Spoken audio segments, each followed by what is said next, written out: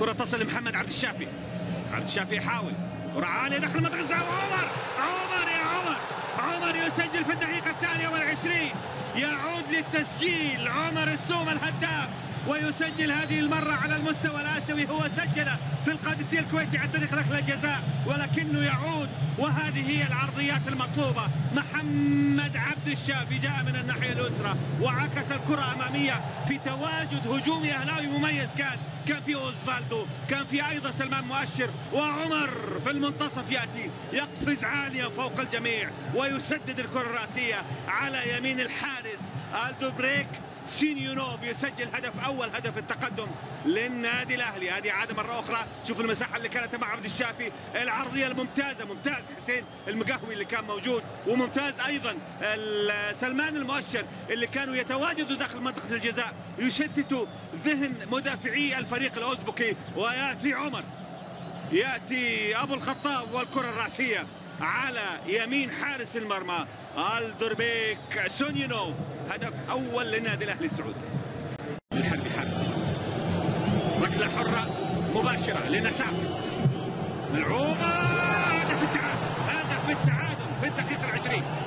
هدف التعادل في الدقيقة 20. التركماني ارتور جيبوركيان يسجل كما ذكرت. الفريق الأوزبكي مثل هذه الفرق تبحث عن كرة واحدة، عن كرة ثابتة، عن تمريرة، عن كرة هدف. والفريق الأوزبكي يدخل شوط المباراة الثاني مغايرا تماما، يحاول ويتقدم ويفرح جمهوره الحاضر في هذا اللقاء. كرة على يسار حارس المرمى عبد الله المعيوف. هدف أول للفريق الأوزبكي في المباراة، وهدف التعادل الجميل.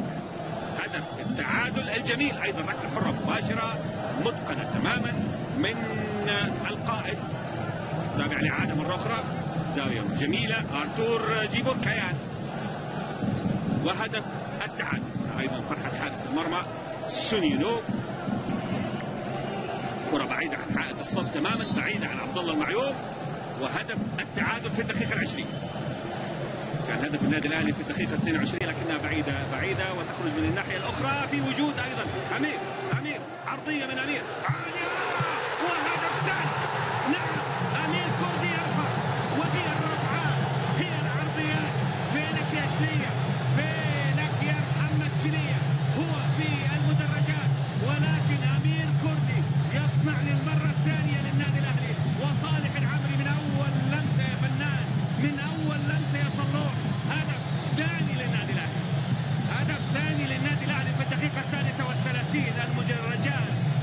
المدرجات في حالة فرح، وعرضية برونو سيزار ما بتروح حدر لأنه أميريس كورديدس هناك، والعرضية جاءت من صالح العمري والتسديدة الرأسية. هدف في مرمى سونيونوف. هدف ثاني للنادي الأهلي، هدف ثاني للنادي الأهلي. شوفوا إعادة، شوفوا الكرة العرضية الأنيقة يا جماعة. اللاعبين الأظهرة، الظهير اللي ما يعرف يرفع